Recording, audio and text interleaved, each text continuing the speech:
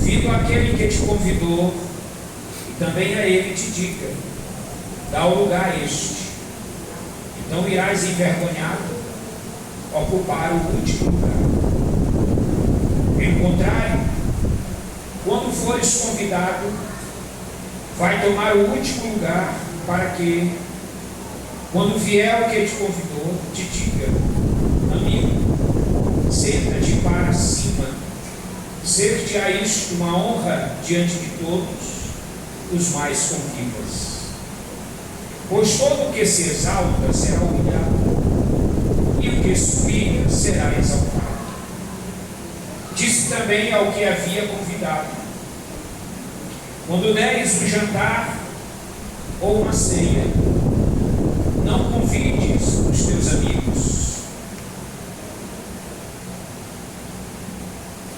nem teus irmãos, nem teus parentes, nem vizinhos ricos, para não suceder que eles, por sua vez, te convidem e sejas recompensado. Antes, ao darem um banquete, convida os pobres, os aleijados, os coxos, os cegos, e serás bem-aventurado, pelo fato de não terem eles com que te recompensar. A tua recompensa, porém, tu a receberás na ressurreição dos justos. Amém. Meus irmãos, a Bíblia, ela é o maior manual de educação do mundo. A Bíblia, ela é o maior manual de regras e deveres do mundo. A Bíblia nos ensina como ser um verdadeiro cidadão no mundo vil, no mundo perverso, no mundo conturbado. O texto que acabamos de ler, quem dá estas orientações é o próprio Jesus. Veja a excelência da educação de Jesus. Veja a excelência da dinâmica educacional e pedagógica da igreja. Veja o que é que ele diz com respeito ao comportamento no meio da sociedade, seja numa festa, seja em qualquer evento. O Senhor nos orienta como devemos nos posicionar e nos comportarmos como cristãos em qualquer destes eventos. Ele diz que quando alguém for convidado para o casamento, não procure o primeiro lugar, para não suceder que, havendo convidado mais digno do que tu, e vindo aquele que te convidou e também ele te diga: dá lugar a este. Percebe que hoje, no mundo moderno, os casamentos ou aniversários são feitos de forma personalizada, mas tem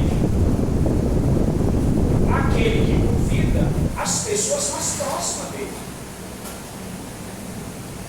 e tem às vezes um lugar reservado para estes, porque todos nós temos as pessoas de mais afinidade, assim como Jesus tinha, assim nós temos também. Existiam segredos que Jesus revelava apenas a 3 discípulos. Ele não relevava mais, ou revelava mais a outros.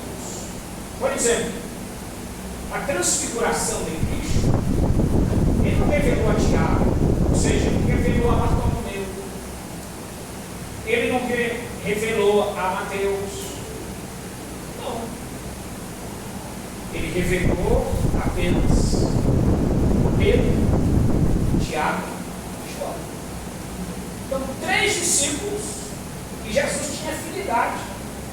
Para estes, Jesus se revelava e revelava as coisas mais profundas para eles. Da mesma forma, somos nós. Então, quando tem um casamento, um aniversário, o dono do banquete, ele faz tudo personalizado e convida apenas os amigos mais próximos para ficar em lugares específicos. Os outros amigos, que são mais distantes, ficam em outros lugares. Então Jesus orienta que numa festa, aquele que foi convidado, ele não deve ocupar o primeiro lugar, porque o dono da festa tem um amigo mais próximo. E aí seria um ato consequente, o dono da festa convidar uma pessoa e ele não ser um amigo mais próximo e assentar no lugar daquele que é o amigo mais próximo. E o convidado vai tirar ele do lugar para sentar em outro. Seria algo estranho. Então Jesus orienta que nós devemos ocupar o nosso devido lugar. Que nós não devemos ocupar o lugar do outro. Que nós somos chamados para um determinado lugar, para uma determinada função, e não devemos ocupar o lugar do outro. É isso que o texto está dizendo. Porque aquele que ocupa o lugar do outro, ele vai se envergonhar. Jesus, mais em frente, diz assim: então irás envergonhado ocupar o último lugar. Pelo contrário, quando fores convidado, vai tomar o último lugar. Para que, quando vier o que te convidou, te diga: amigo, senta-te mais para cima. Ser-te a isso uma honra diante de todos os mais convidados. Não é agradável o dono da festa convidar aquela pessoa que ele convidou a ocupar o lugar de destaque. Não ele tomou a posição de ocupar, mas apenas o que convidou ele, chamou ele para ocupar o lugar de destaque. Isso é honra para ele, que é o dono da festa. O que eu quero dizer com isso, irmãos, é que nós devemos nos comportar no trabalho de Deus com decência e ordem. Porque no trabalho de Deus tem decência, tem ordem. Então eu vou tratar com os irmãos, por isso eu convidei a Águia para estar presente. Eu vou dar apenas algumas orientações aos irmãos aqui, e outra oportunidade estarei dando continuidade a essas orientações. O que não devemos fazer durante o culto? O que não devemos fazer durante o culto? Tem algumas coisas que, feitas em culto, e especialmente em cultos, demonstram falta de educação. Falta de educação. Como, por exemplo, pentear os cabelos do corpo. Isso é falta de educação. Aí no encontro público, aí chega aí uma convite, você pentear o cabelo. Isso é falta de educação. Segundo, limpar as unhas ou os ouvidos, e etc.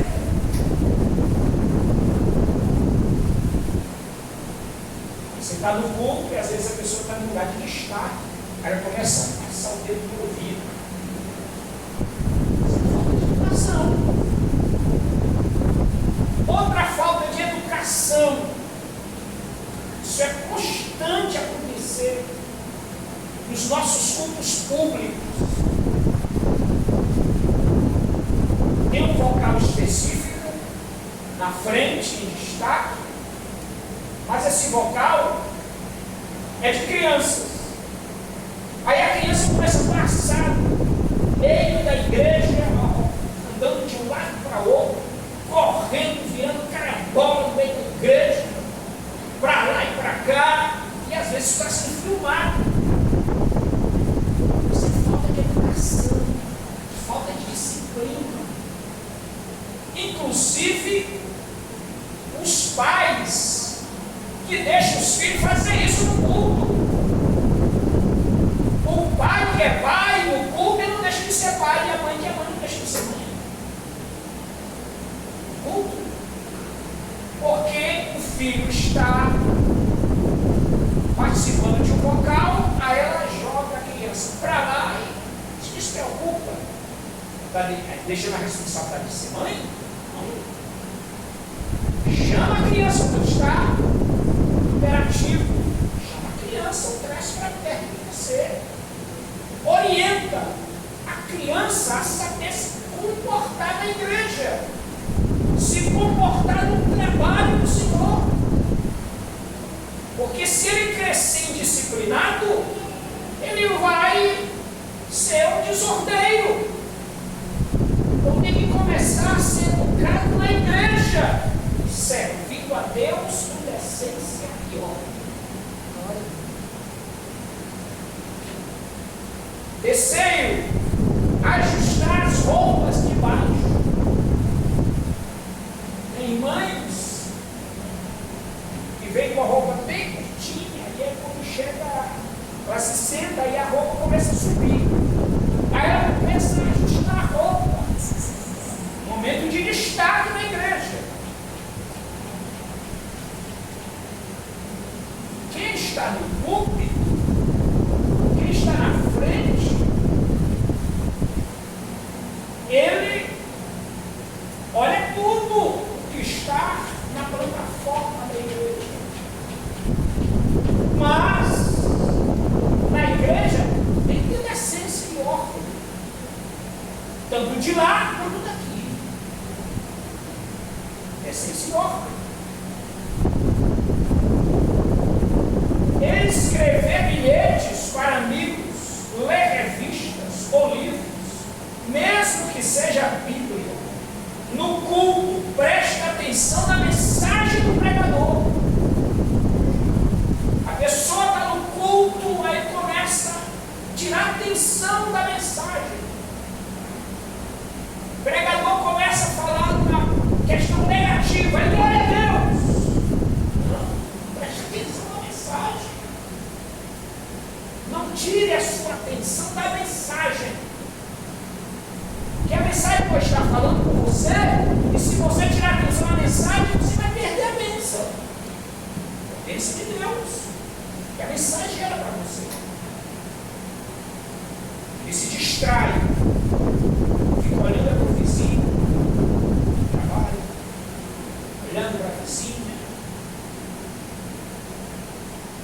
conversando. Hoje a moda é o celular. Passando mensagem no celular. Na hora do culto. Sem reverência. A pessoa dessa não está cultuando a Deus. A atenção dela está voltada para o celular, não está voltada para a mensagem. Que edificação vai bater? Nenhuma. Sair do recinto do culto antes do término, a não ser quanto absolutamente necessário. Uma falta de ética. Às vezes, quando os vocais cantavam separadamente, porque o central tinha áreas que saíam antes da mistura.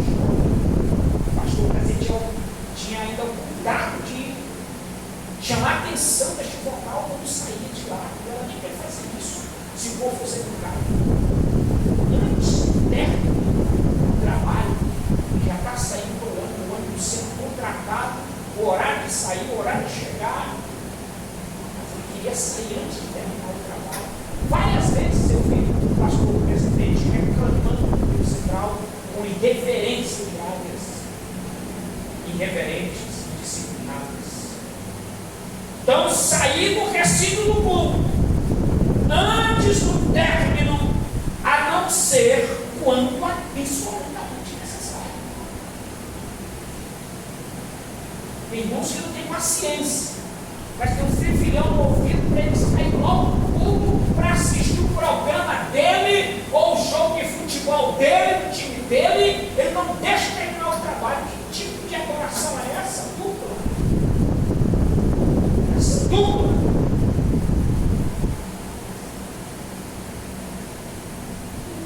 Coisas que não devemos fazer em hipótese alguma. Em hipótese alguma. Primeiro, escrever em paredes, em superfície de qualquer patrimônio alheio. Nós estamos com a reforma da igreja, mas vou dizer logo aqui aos irmãos, aos pais, aos responsáveis pelos seus filhos: muitas cadeiras do púlpito foram riscadas, cortadas, navalha. As paredes estão sendo pintadas com dinheiro, com sacrifício, suor dos irmãos, sacrifício dos irmãos. Depois que reinaugurar o trabalho, nós não vamos permitir que os filhos crentes passe, se eu quero parede, risque a parede, ou passe no banco e risque o banco. Porque nós estamos servindo a Deus com santos. Pessoas que são crentes e devem ser disciplinados. Nem hipótese alguma. Risca mesas e bancos com canivetes, canetas ou objetos com pontas afiadas. Riscar bancos, mesas com canivetes e canetas ou objetos com pontas afiadas. Isso é terrível. Faz um sacrifício para adquirir as coisas da igreja, patrimônio da igreja, e às vezes os filhos dos crentes fazem isso. Você não pode reclamar. Não, isso aí é na igreja, foi com nosso dinheiro. Mas não tem um administrador na igreja? Eu tenho administrador, tem um pastor que administra. E tudo tem que ser da conta. E não é casa de mãe Joana, aqui é casa de Deus. Tem que ser por ordem da essência. As coisas de Deus.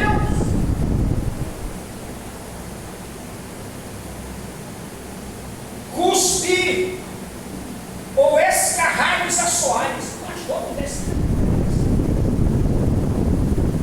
Tem pessoas que eles têm problema de saúde e às vezes ficam sem noção da vida e chega a esse estágio. Escarralho e cuspir na igreja. Você não tem e na igreja. É aceitável, irmãos? Isso? É aceitável? É aceitável. Não é aceitável. Porque é falta de educação, né? Existe um banheiro da igreja que deve fazer isso. E com decência e ordem. Decência e ordem. Tem pessoas que chegam no banheiro, porque é da igreja, aí puxa lá de escarpa com violência, aí quebra a descarga do banheiro. No outro dia, tem que comprar outra descarga. Porque o filho do crente, santo, quebrou a descarga. Isso deve ser feito. Isso é falta de educação, falta de disciplina. Outra coisa, assoar o nariz sem usar um lenço ou papel apropriado.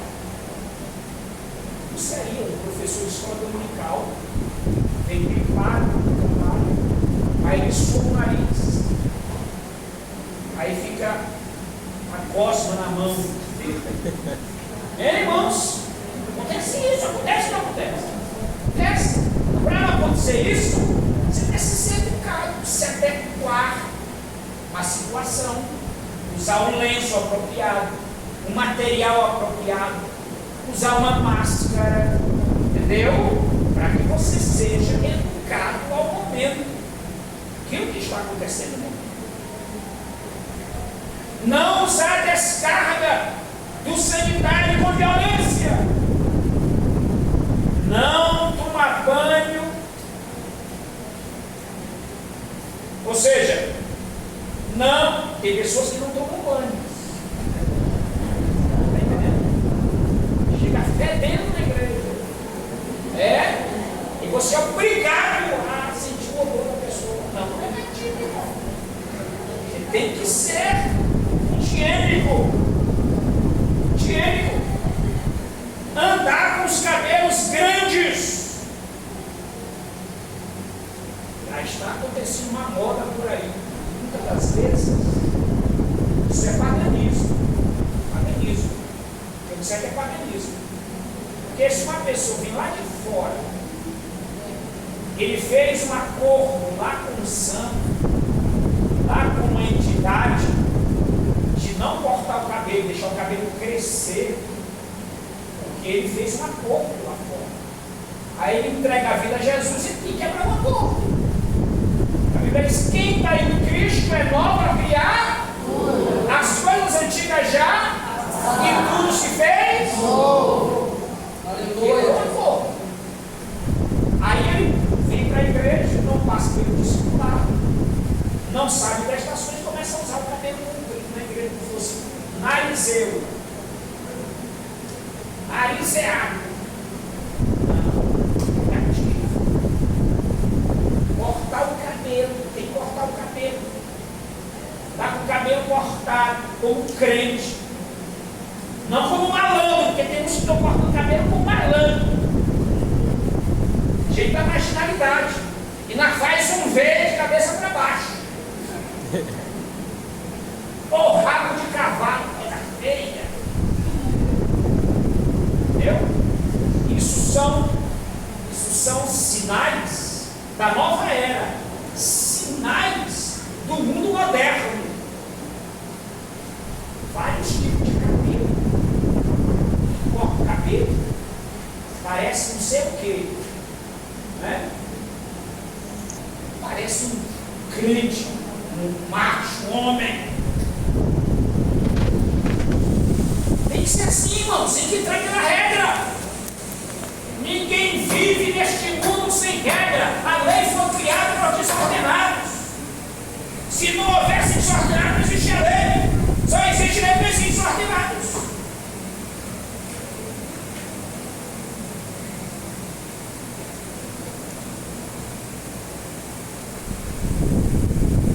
Usar unhas compridas e sujas.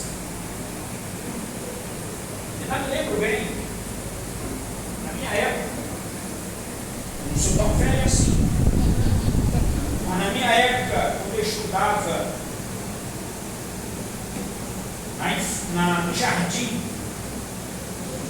você não entrava na escola com as unhas sujas. Você só entrava na escola com as unhas limpas. E a professora exigia. Ei, como é que está? A pessoa colocava uma massinha para entrar só as unhas. Ou senão, a professora tinha que ir ali mais unhas do aluno para poder ele participar. É assim que é. Várias vezes a professora mandou o aluno da escola para casa, porque a mãe não tinha que dar. Na igreja, unhas grandes, parece Jezabel. Negativo, meu irmão. Negativo. Seja adequado a viver dentro de um mundo com regras e com deveres. Seja adequado. Não fique fora da adequação. Dentro da adequação.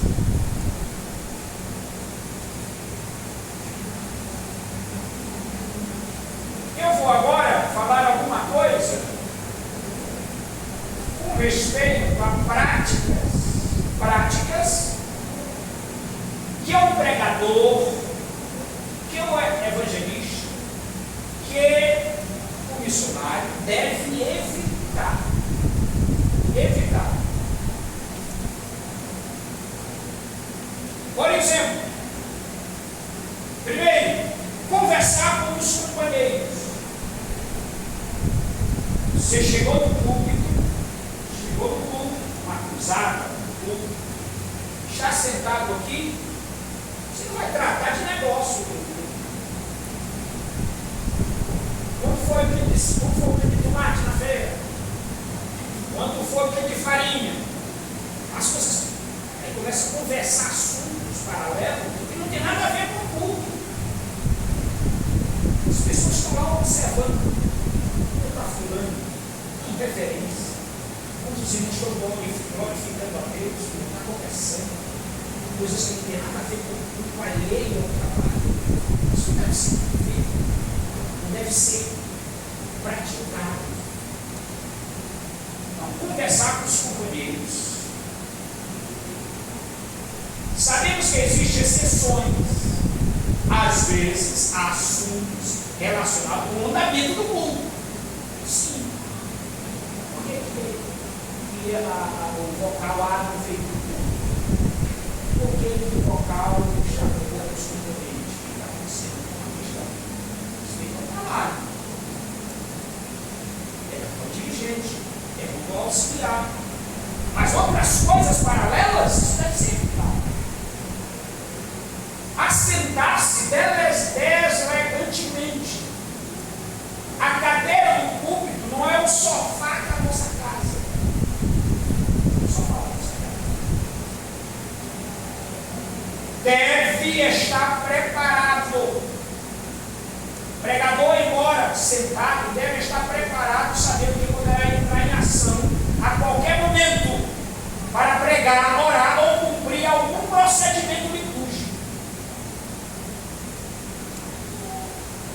Ele não deve se assentar deselegantemente.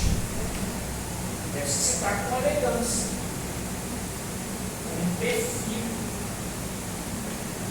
O que é assentar-se sem elegância? É relaxadamente. Aí eu venho sentar-se aqui no público, aí eu pego a minha gravata e faço assim. Os irmãos que estão lá me olhando, eles não vão olhar para mim, vão olhar para a minha gravata, aí vão tirar atenção. Ainda tem o prego, eu olho, mas vou tirar atenção, não é sorrir, porque eu estou informe, não estou informe. Está entendendo? Tem pessoas que não observam isso. Aí tem pessoas que ele vem tão relaxadamente, ele vem para o culto, aí usa coisa, colarinho do paletó, desse jeito aqui, ó. Os irmãos olham para ele vira assim e eles começam a sorrir do irmão. Porque ele está de uma forma deselegante. Então isso não deve ser praticado. Ok?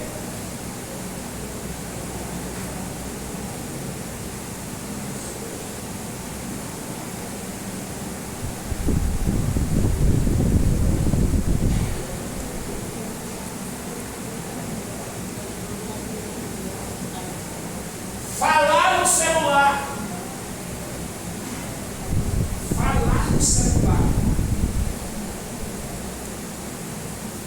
O telefone hoje móvel tornou-se algo comum. Entretanto, atendendo, mesmo em uma emergência, é o péssimo exemplo. Péssimo exemplo.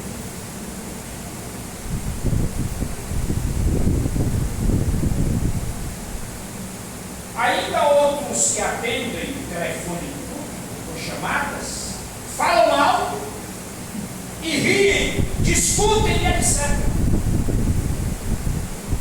Para ser pagado no culto. O telefone, ele está no silencioso, Mas aí, o senhor que está lá, ele começa a falar: o que foi? O que aconteceu? As pessoas tiram a atenção da mensagem do pregador que está acontecendo para aquela pessoa que está falando. Isso é deselegante. Isso não deve ser praticado. Seja educado.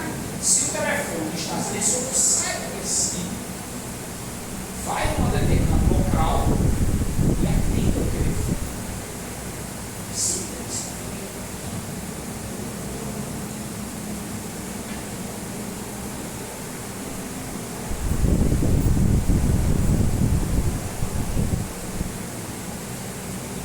Não participar do culto.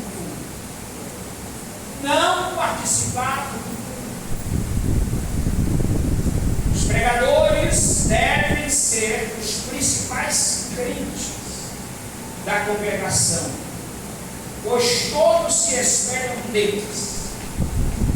Neste caso, devem orar, cantar os hinos congregacionais, prestar atenção quando alguém estiver testemunhando ou pregando, e etc.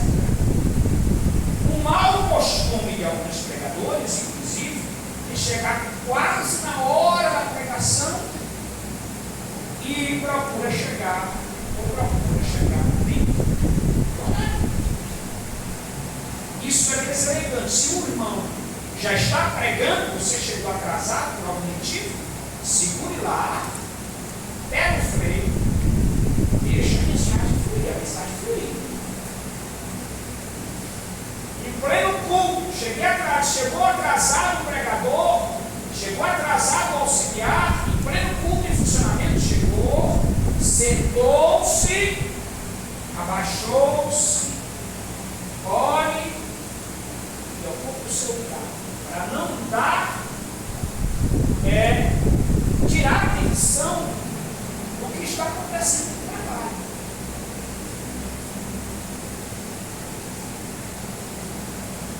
Outra coisa, com respeito a testemunho, eu sempre gosto de ouvir primeiro alguém que vai dar testemunho, que às vezes o testemunho não tem sentido. Eu tive uma visão, não sei aonde, fui não sei aonde, não sei mais aonde. Aí começa a distribuir coisas indevidas na igreja. E o pastor que é responsável pela direção do trabalho, ele é a maior autoridade na direção do trabalho. Ele tem que primeiro ouvir o testemunho, para que a pessoa não fale besteira. Resuma o testemunho e diga apenas aquilo que é edificante.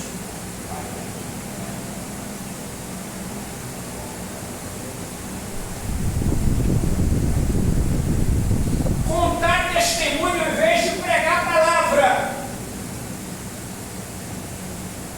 Se dá a oportunidade para uma pessoa pregar, diz: não, eu vou contar o meu testemunho. Não. Tem que pregar a palavra. Não vai ficar com o seu pregar a palavra. Já é desobediência. Já percebeu? A desobediência sorrateia. Vamos ouvir irmão fulano de tal trazendo uma palavra. Não, eu não estou preparado, vou dar o testemunho. É desobediência. Ele não foi chamado para dar o testemunho.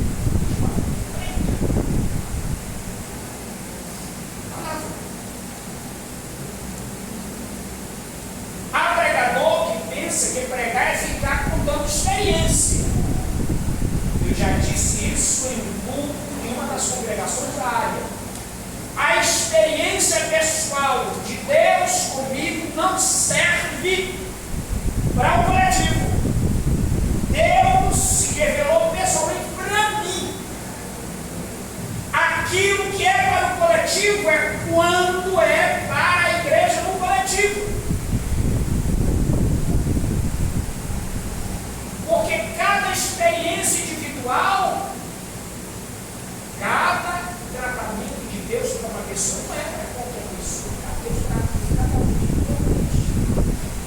Deus trata com cada um individualmente. Deus vai tratar comigo, vai tratar com você ao mesmo tempo que Ele tratou comigo, da mesma forma. Não, negativo. três formas de tratar as pessoas. Então, o meu testemunho, ele serve apenas de base, de referência. Mas, para a igreja, o que é que edifica a igreja? É a palavra, não é o testemunho, é a palavra. Então, irmãos, a gente precisa entender isso. Outra coisa, na questão do testemunho e pregar a palavra. Eu tenho uma palavra profética.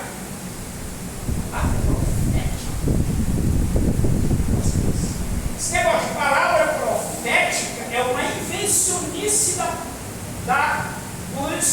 do movimento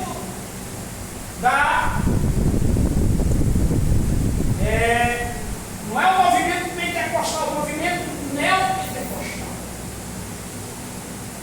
Não surgiu o movimento pentecostal. O neopentecostalismo. Eu profetizo. Ativo. Não é o eu que está sendo verbalizado.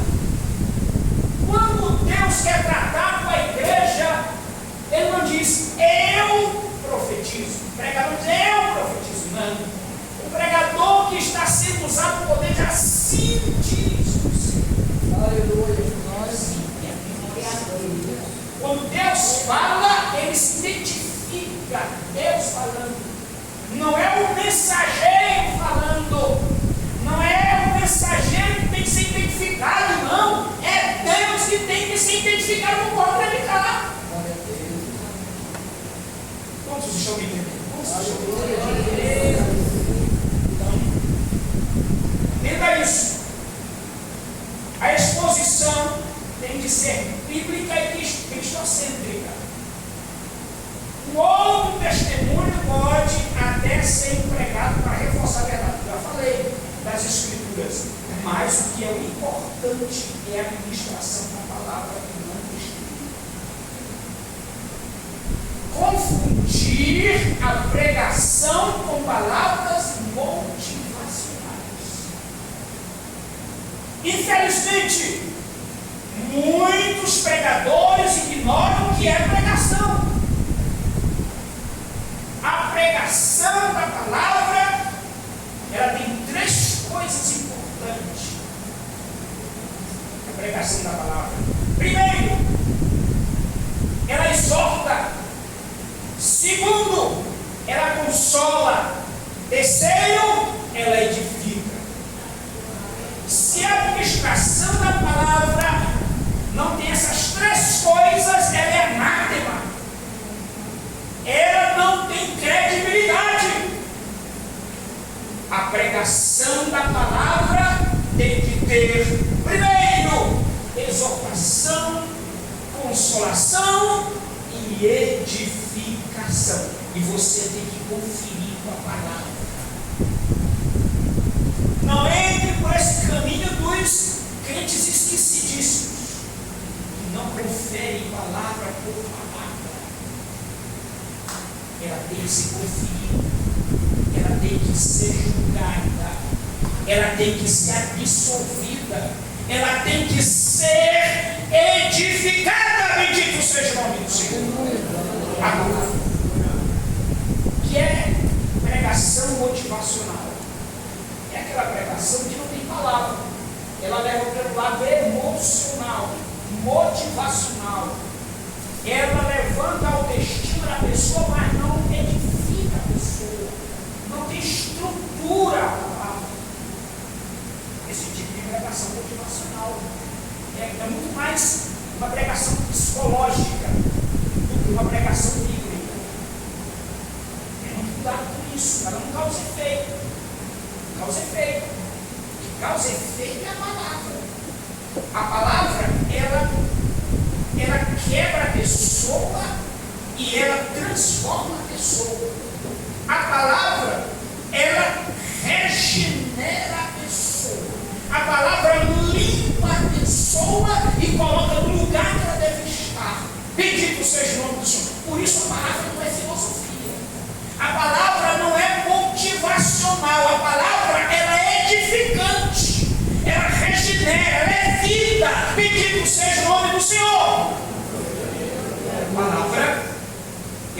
diferente de palavras motivacionais.